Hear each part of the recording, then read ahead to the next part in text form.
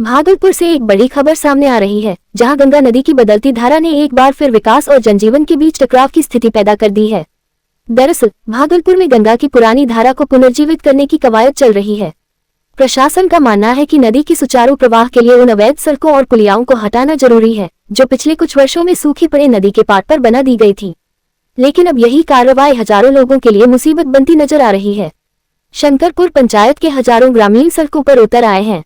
उनका आरोप है कि प्रशासन बिना किसी पूर्व सूचना या एनओसी के उनके आने जाने के एकमात्र रास्ते को तोड़ने की तैयारी कर रहा है। ग्रामीणों के मुताबिक साल 1989 में गंगा की धारा बदलने के बाद से यही रास्ता उनकी जीवन रेखा बना हुआ है।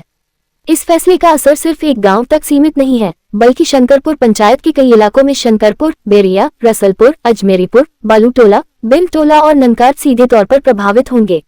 करीब 15,000 की आबादी के सामने संपर्क टूटने का खतरा खड़ा हो गया है। मुखिया अशोक मंडल का कहना है कि लगभग 1 लाख बीघा खेती योग्य जमीन तक पहुंचने का यही एकमात्र रास्ता है। इसी रास्ते से किसान अपने ट्रैक्टर, खाद, बीज और फसल की आवाजाही करते हैं। हमारा लगभग 1 लाख बीघा जमीन का यही एक रास्ता है। 15,000 की आबादी है। वहीं प्रशासन का कहना है कि गंगा के प्राकृतिक प्रवाह को बहाल करने के लिए इन अवरोधों को हटाना जरूरी है। हालांकि अधिकारियों का यह भी कहना है कि किसी भी बड़ी कार्रवाई से पहले सामाजिक और आर्थिक प्रभाव का आकलन किया जाएगा। देखो सर, ये जो है ना 1989 से गंगा चली गई थी, उसी से 1 लाख हजार बीघा हम लोग का ये जमीन है। इससे फसल जो है आता जाता है, ट्रैक्टर, खाद, गेहूं, मकई सब आने जाने का एक ही रास्ता है। माननीय सरकार घाट क्या हुआ है कि ये जो है ना कल से तोड़ने का प्लान बना रहा था, जबकि हमको कोई एनओसी नहीं दिख रहा कि किसका आदेश है तोड़ने का। हाँ, रास्ते काट रहा है। कितना लोग रह गया यहाँ? 15,000 आबादी है सर। शंकरपुर, बेरिया, रसदपुर, अजमेरीपुर, बालूटोला, बिनटोला और ननकार, ये सब पूरे बस्ती है मेरा ये शंकरपुर पंचायत में। हम लोग चाहते हैं पुल नहीं टूटेगा, हम लोग को जाने आने का रास्ता रहने दीजिए। ये जो पुरानी धारा है वो चूंकि समय के साथ कुछ वर्ष पूर्व शहर से दूर चली गई थी, तो ये जो नदी का ही एक जो स्पैन है उसमें कुछ सड़क और पुलिया का निर्माण विगत वर्षों में हुआ है। अब चूंकि गंगा नदी की धारा शहर के सटे जो है उसका नेविगेशन का प्रयास चल रहा है, तो उस संदर्भ में जो भी अवरोध है या स्ट्रक्चर्स हैं जो विगत कुछ वर्षों में निर्माण किए गए, उसको हटाए जाने की आवश्यकता है। लेकिन इसमें जो स्थानीय ग्रामीण हैं वो इसमें किस तरह से प्रभावित होंगे और इसका क्या रास्ता निकाला जाएगा, इसी संबंध में माननीय विधायक जी हैं उन्होंने इस विषय पर आदरणीय जिला पदाधिकारी महोदय और हम लोग सब लोग मिलकर इस पे विमर्श कर रहे हैं। आगे इसमें जो भी न्याय संगत और उचित जो इसमें जो कार्रवाई होगी वो बिल्कुल कानूनी जो प्रक्रिया उसके अंतर्गत की जाएगी। किसी प्रकार का अनावश्यक जो अवरोध उत्पन्न कर दिया जाएगा तो उसमें फिर जो उसका जो एक रिप्रिकॉशन है, कॉन्सिक्वेंसेस है, वो होता है। लेकिन उसके पहले हम लोग इसका एक सोशल इम्पैक्ट और जो सामाजिक इसका जो प्रभाव है उसको भी हम लोग देख लेते हैं और एक समुचित एक कॉम्प्रिहेंसिव इसका होलिस्टिक असेसमेंट करने के बाद हम लोग इसमें आगे की कार्रवाई करेंगे। बिहार में यातायात दुर्घटना पर अंकुश लगाने और दुर्घटना के बाद होने वाले मौत और घायलों की संख्या कम करने को लेकर भागलपुर के कंट्रोल एंड कमांड सेंटर में बिहार के यातायात डीआईजी सुशांत कुमार सरोज के नेतृत्व में बड़ी बैठक और कार्यशाला का आयोजन किया गया। इस दौरान भागलपुर के senior SP Pramod Kumar Yadav, city SP Shailendra Kumar Singh, traffic DSP Sanjay Kumar सहित यातायात से जुड़े पुलिस पदाधिकारी, Naugachhia SP Rajesh Kumar, traffic DSP और यातायात से जुड़े पुलिस पदाधिकारी एवं बांका ट्रैफिक डीएसपी और पुलिस पदाधिकारी भी मौजूद थे। कार्यक्रम के दौरान यातायात डीआईजी ने पुलिस पदाधिकारी से सड़क हादसे में कमी लाने को लेकर उचित कदम उठाए जाने की बात करते हुए यहाँ तक कहा कि पुलिस पदाधिकारी पर हादसे के बाद समय से सही काम नहीं करने का आरोप भी लगाया जाता है। हम सभी का नैतिक और कानूनी दायित्व है कि हम सभी पीड़ित को समय से मदद पहुंचाएं। ट्रैफिक डीआईजी ने यहाँ तक कहा कि यदि हम न्यायोचित कार्य नहीं करेंगे तो हमारी वर्दी भी जा सकती है। इससे पूर्व भागलपुर पहुंचने पर ट्रैफिक डीआईजी को गार्ड ऑफ ऑनर भी दिया गया। डीजीपी सर और एडीजी ट्रैफिक सर का ये आदेश है कि प्रत्येक जिला हम लोग फिजिकली जा करके मीटिंग करें। यहाँ हमारे सभी जो थाना से फील्ड ऑफिसर होते हैं जो ट्रैफिक काम को देखते हैं और हमारे जो ट्रैफिक डीएसपी साहब हैं जो उस जिले का जो ट्रैफिक मैनेजमेंट है उसको देखें और उसको और बेहतर कैसे कर सकते हैं उस पर चर्चा करें। और जो संसाधन दिया गया है मुख्यालय से उसका कैसे बेहतर उपयोग हो, उस पर चर्चा होती है। और फिर उससे जो बड़ी बात इम्पोर्टेंट है, जो एक्सीडेंटल डेथ है, लगभग जो जब ऐसे आप आंखों की बात करें कि जितना मर्डर होता है उससे लगभग 3 से 3.5 गुना एक्सीडेंटल डेथ होता है। और ये काफी पेनफुल होता है किसी परिवार और समाज के लिए, क्योंकि वो भी एक संसाधन होता है देश का।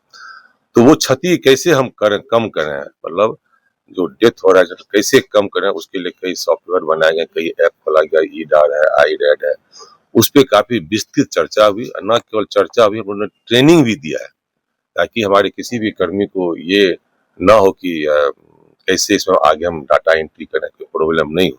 और हमारे कार्य अच्छे अफसर सब हैं, उन्होंने अच्छा जवाब भी दिया, उन्होंने कुछ प्रश्न भी पूछा। उसके बाद अभी जो एक नई योजना आई है कैशलेस ट्रीटमेंट योजना, उसमें ये है कि यदि कोई एक्सीडेंट होता है तो पुलिस या अन्य कोई भी आदमी उसे निकटतम हॉस्पिटल, हालांकि इसके लिए कुछ चिन्हित भी किया गया प्रत्येक जिला में हॉस्पिटल जहां इलाज चलेगा, लेकिन यदि निकटतम जो भी हॉस्पिटल है वहां उसको ले जाया जाएगा। और ये 7 दिन तक 1.5 लाख रुपये तक उसका कैशलेस उसका ट्रीटमेंट होता है।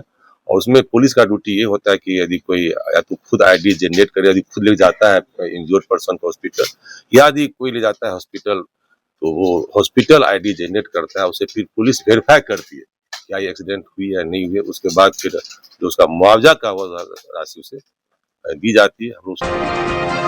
भागलपुर जिले के सबौर प्रखंड का निरीक्षण उप विकास आयुक्त प्रदीप कुमार सिंह द्वारा किया गया।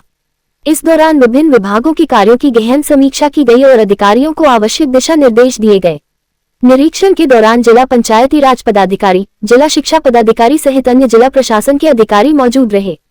वहीं प्रखंड स्तर पर प्रखंड विकास पदाधिकारी प्रभात रंजन, प्रखंड शिक्षा पदाधिकारी राकेश कुमार, प्रखंड कृषि पदाधिकारी संजीव कुमार पाल, प्रभार में अंचलाधिकारी वसुंधरा समेत प्रखंड के कई पदाधिकारी एवं कर्मचारी उपस्थित थे। उप विकास आयुक्त ने सभी विभागों से संबंधित योजनाओं की प्रगति की जानकारी ली और कार्यों में पारदर्शिता एवं गुणवत्ता बनाए रखने के निर्देश दिए। साथ ही उन्होंने जनहित से जुड़ी योजनाओं को समय पर पूर्ण करने पर विशेष जोर दिया। वार्षिक निरीक्षण करना होता है प्रखंड कार्यालय का। इसी के आलोक में हम लोगों ने आज प्रखंड के सभी कार्यालयों का निरीक्षण किया है और जहाँ जहाँ जो हम लोगों ने कमी पाई है उसको सुधार का निर्देश दिया है। प्रखंड का जो क्रियान्वयन की स्थिति है वो काफ़ी संतोषजनक है। कुछ जगह सुधार की जरूरत है वो हम लोगों ने बताया है। और प्रखंड के सभी कार्यालय जैसा DDO कार्यालय, CDPO का ऑफिस, CO का ऑफिस या PO मनरेगा हो, ब्लॉक एग्रीकल्चर ऑफिसर हो, सभी ब्लॉक स्तरीय पदाधिकारियों के ऑफिस का हम लोगों ने निरीक्षण किया है। और इसमें जो सरकार द्वारा जन कल्याणकारी योजनाएं चलाई जा रही है उसका समय हम लोग उत्पादन कराएं सभी आवेदनों का और योजनाएं धरातल पर उतरे, यही हम लोगों का प्रयास है। तो निरीक्षण के बाद हम लोग निरीक्षण प्रतिवेदन भी प्राप्त करेंगे और जो जहाँ जहाँ हम लोगों ने निर्देश दिया है उसका अनुपालन करेंगे। भागलपुर के नाथनगर स्थित साईं बाबा गैस एजेंसी में बुधवार को उपभोक्ताओं का गुस्सा फूट पड़ा। रसोई गैस की किल्लत और एजेंसी की कथित मनमानी से परेशान लोगों ने जमकर नाराजगी जताई। उपभोक्ताओं का कहना है कि जिले की अन्य गैस एजेंसियों में जहां 25 दिनों के भीतर गैस सिलेंडर उपलब्ध कराया जा रहा है, वहीं इस एजेंसी में 45 दिनों से नंबर लगाने के बावजूद भी गैस नहीं मिल पा रहा है।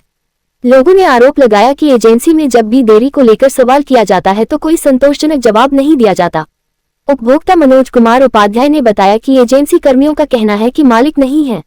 ऐसे में सवाल उठता है कि अगर मालिक मौजूद नहीं है तो क्या उपभोक्ताओं को गैस नहीं मिलेगा।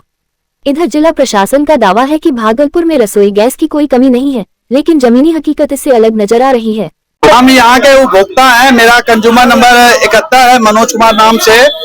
यहाँ पे ये परेशानियां आ रही है क्या, यहाँ पे भागलपुर क्षेत्र में जितना भी एजेंसी है उनके द्वारा 25 दिन में बुकिंग होके 30 दिन के अंदर में गैस मिल जाता है, लेकिन ये साईं बाबा गैस एजेंसी नाथनगर के जो है इन भारत गैस, इनके द्वारा 45 दिन में गैस का बुकिंग हो रहा है और 50 दिन में समय मिल रहा है।